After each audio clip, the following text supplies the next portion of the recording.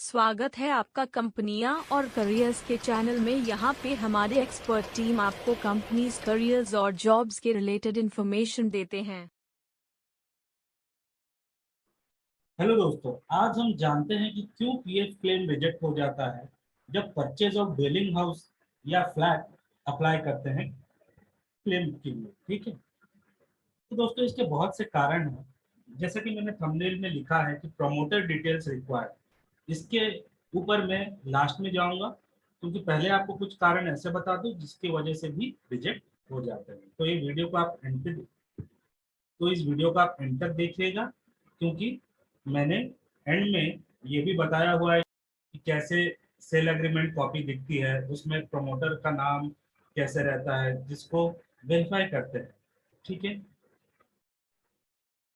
तो पहला आता है केवाईसी डन और नॉट। ठीक है, तो आपने केवाईसी की है कि नहीं, और अगर आपको केवाईसी के बारे में जानना है कैसे करते हैं तो आप वीडियो यूट्यूब में सर्च कर सकते हैं कि ईपीएफओ वेबसाइट में कैसे केवाईसी करते हैं।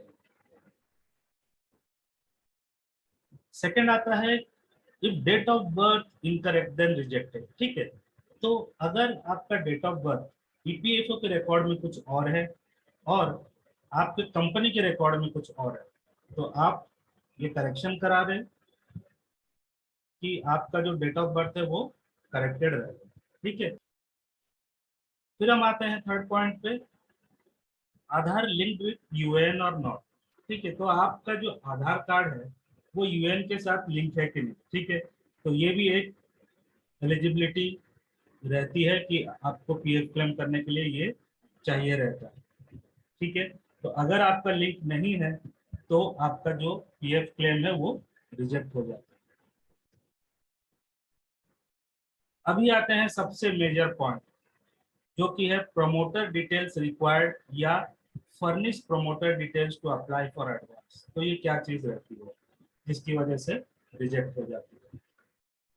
तो दोस्तों प्रमोटर वो रहते हैं जिनसे आप फ्लैट खरीदते हैं। ठीक है, तो जैसे कि मैं एक सेल एग्रीमेंट कॉपी दिखा देता हूं तो आपको आइडिया हो जाएगा कि वो एग्रीमेंट कॉपी चाहिए रहती है जिसमें कि प्रमोटर्स के सारे डिटेल्स लिखे रहते हैं। तो फ्रेंड्स आपको दिख नहीं रहेगी, ये है सेल एग्रीमेंट कॉपी।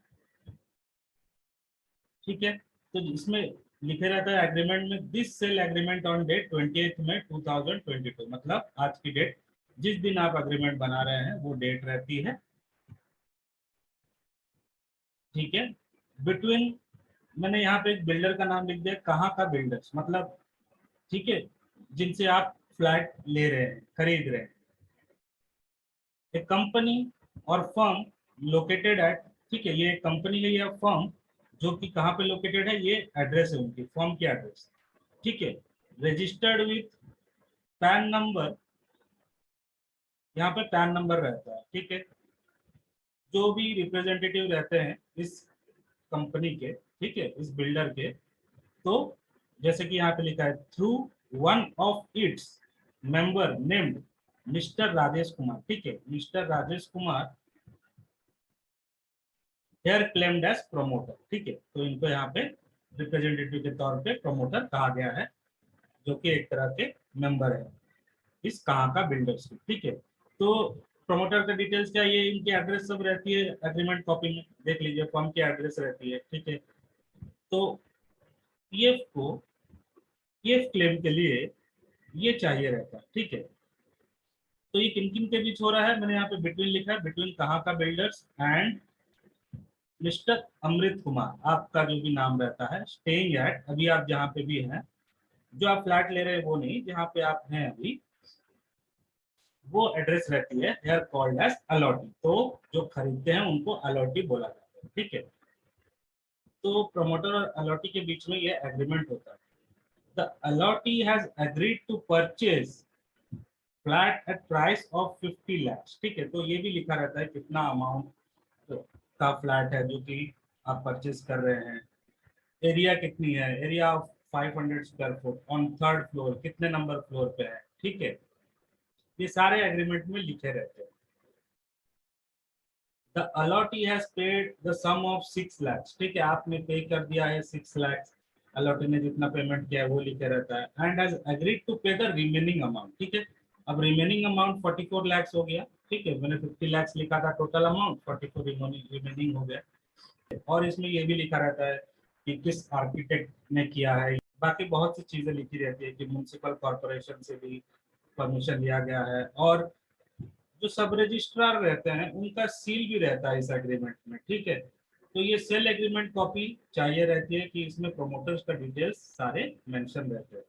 तो इस वजह से पीएफ का क्लेम रिजेक्ट हो जाता है। तो आप ये एग्रीमेंट जरूर करवा लीजिएगा। तो फ्रेंड्स, आपको पसंद आ रहेगा ये वीडियो। अगर आपकी कुछ क्वेरी है तो आप कमेंट सेक्शन में पूछ सकते हैं, और इस चैनल को लाइक और सब्सक्राइब कर दीजिए।